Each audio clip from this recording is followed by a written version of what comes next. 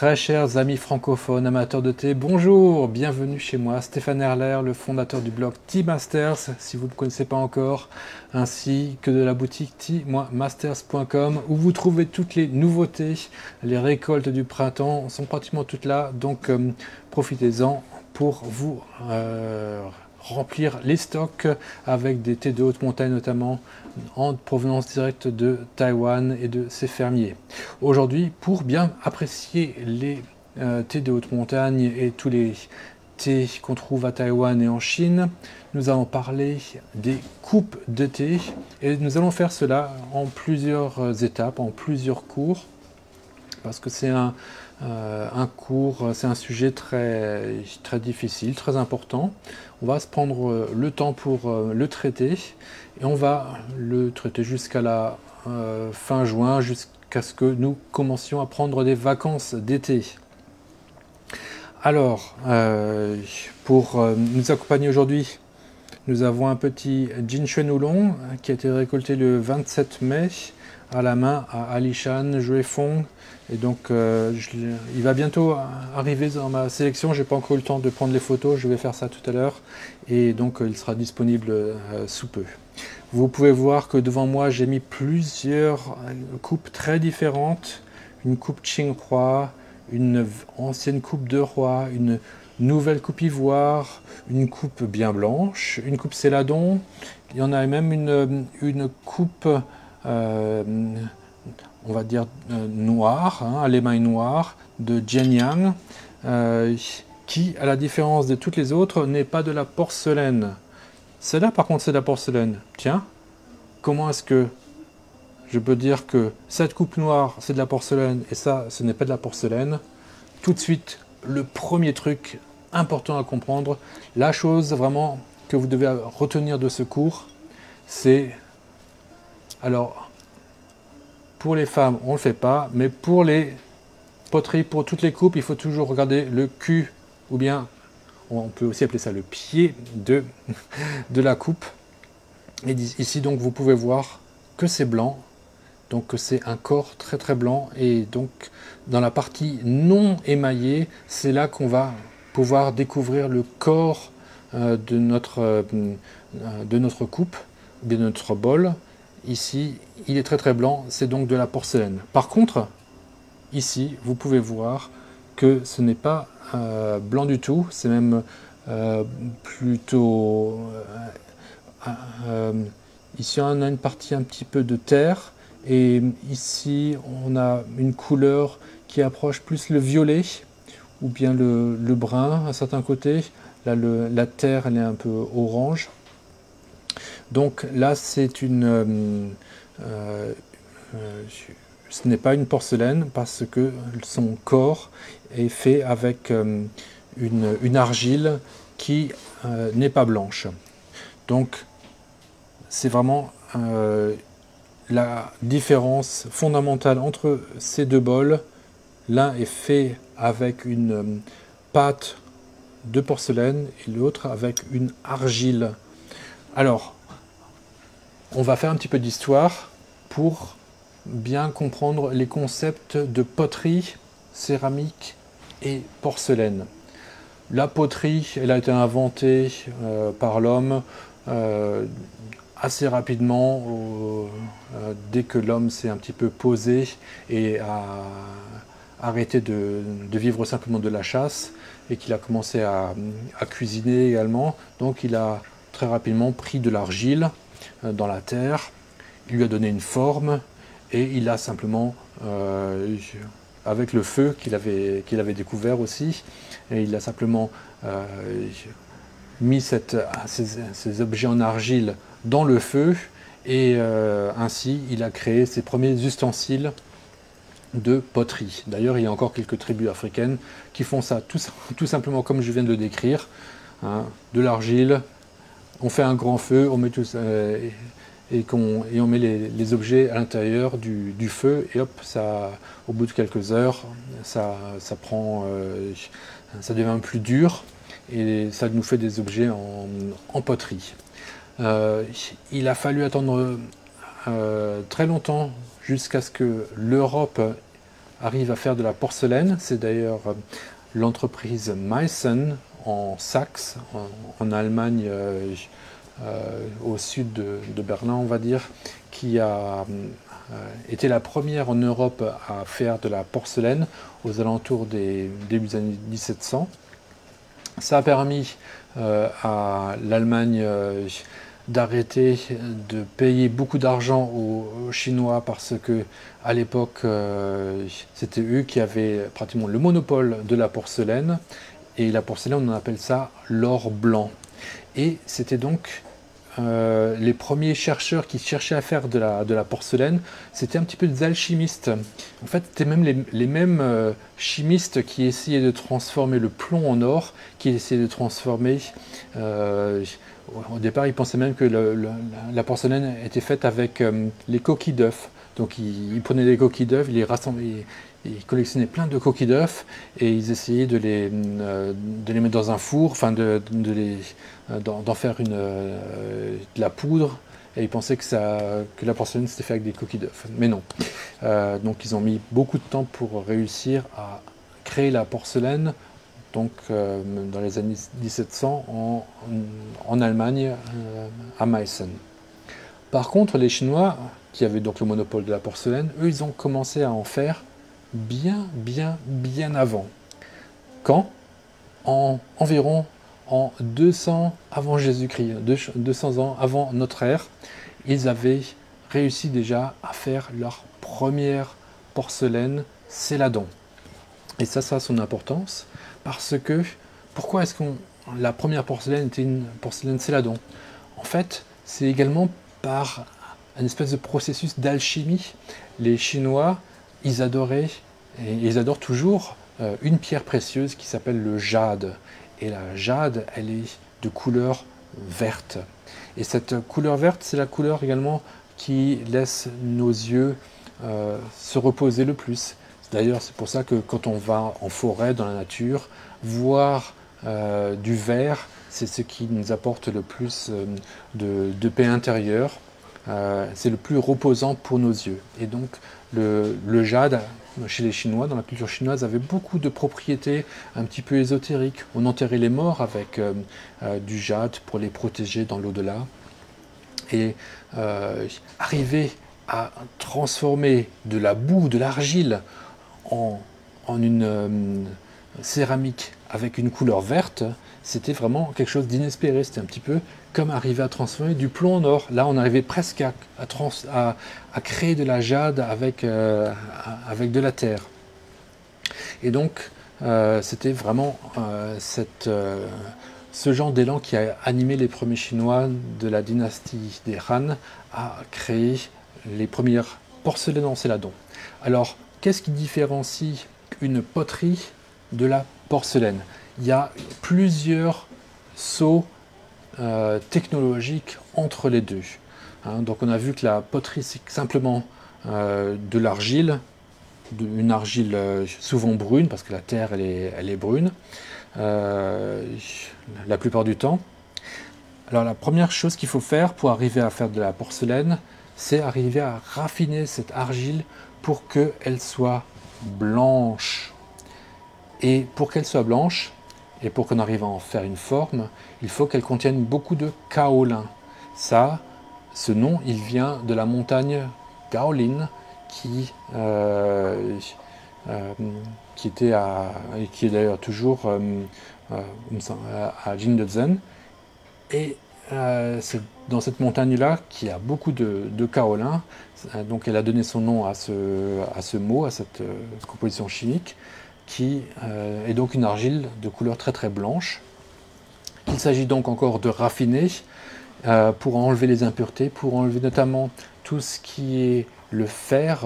De nos jours, on va utiliser des aimants pour enlever le fer dans cette argile avec du kaolin. Et donc ça va donner cette pâte très très blanche qu'on va transformer, qu'on va former, que les céramistes vont former avec leurs mains. Et la deuxième chose par rapport à la poterie, c'est qu'on va lui donner une émaille transparente pour qu'on puisse continuer à voir sa blancheur. Hein. Ici, avec ceci, bien que le corps soit de la porcelaine, comme il y a une émaille qui est noire, on ne va plus appeler ça vraiment de la porcelaine parce que l'émail est foncé. Hein. La porcelaine, c'est quelque chose où l'émaille est transparente et où on continue de voir sa blancheur. Donc, il y a deux sauts technologiques. Un, la blancheur de cette argile, l'émail transparente, et maintenant une troisième chose, pour que ça soit vraiment très très dur, il faut passer à une cuisson dans un four à plus de 1200 degrés. Les poteries les plus rudimentaires sont cuites entre 300, 400, 500 jusqu'à 800, 900 degrés, on va dire. Par contre, pour vraiment créer de la porcelaine qui soit suffisamment dure et donc non poreuse avec son émail, il faut arriver à monter la température dans le four jusqu'à au moins 1200 degrés Celsius pour que ça puisse être considéré comme de la porcelaine. Donc, ce sont ces trois facteurs qui différencient la porcelaine de la poterie.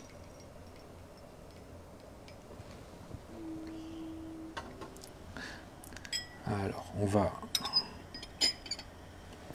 continuer à notre cours. Alors, pourquoi faire ce cours, hein? Bon, en fait, bon, Stéphane, t'es bien rigolo, mais la porcelaine, maintenant, ça fait 300 ans que Meissen en fait.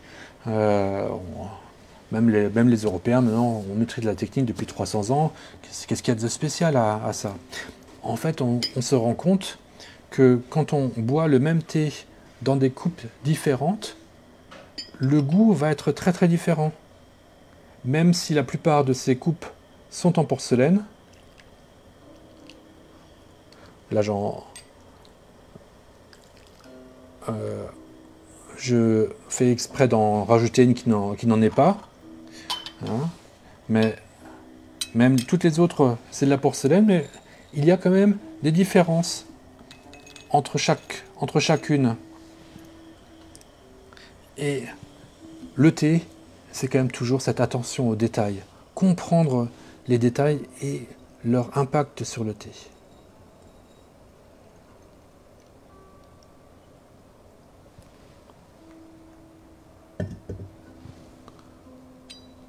Alors, on fait danser nos feuilles. Danse, danse, danse. Ou bien, c'est la danse des canards qui remet du bas des trains et font coin coin. Voilà, alors on a préchauffé nos coupes, on les vide de notre Jianshui.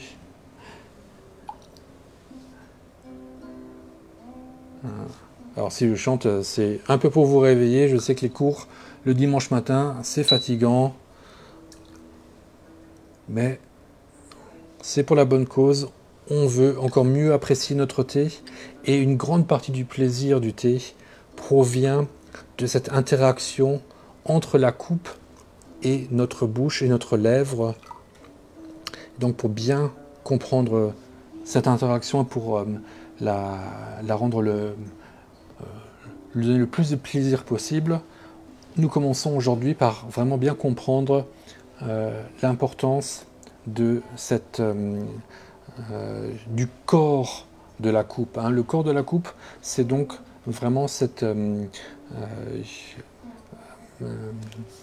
c'est quoi le nom? La glaise. Hein. Cette glaise, est-ce que c'est une glaise en porcelaine? Est-ce que c'est une glaise d'argile?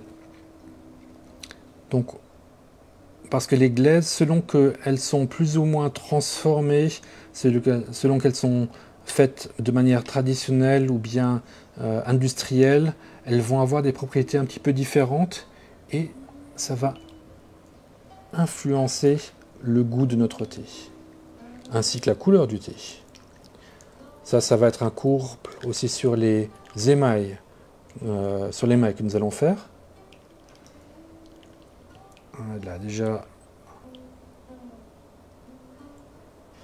premier.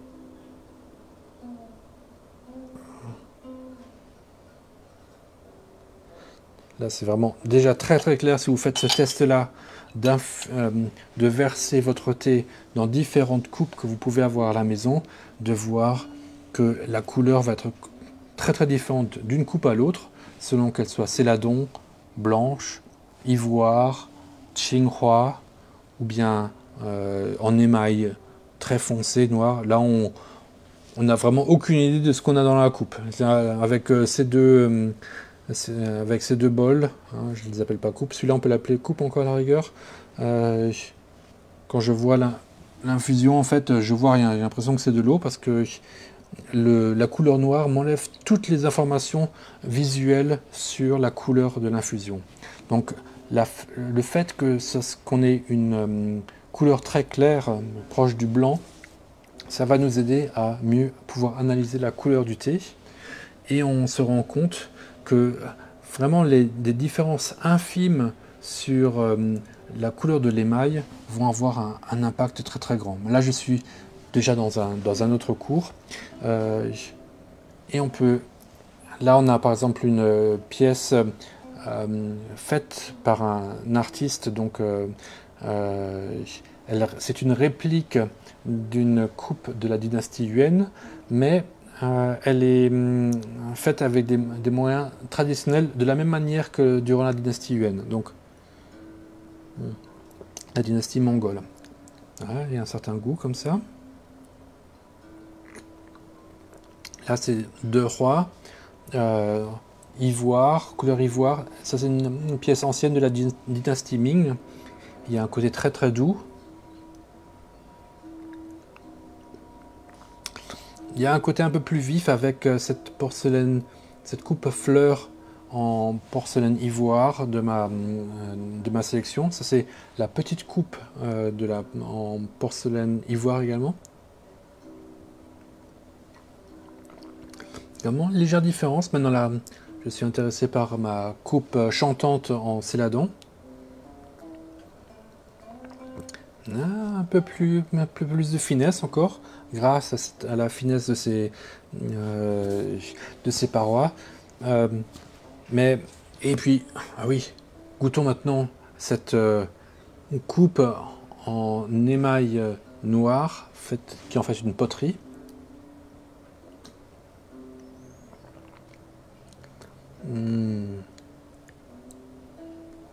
Et puis c'est là. La taille enfin, l'épaisseur des parois a vraiment un impact important dans le goût. Ici aussi.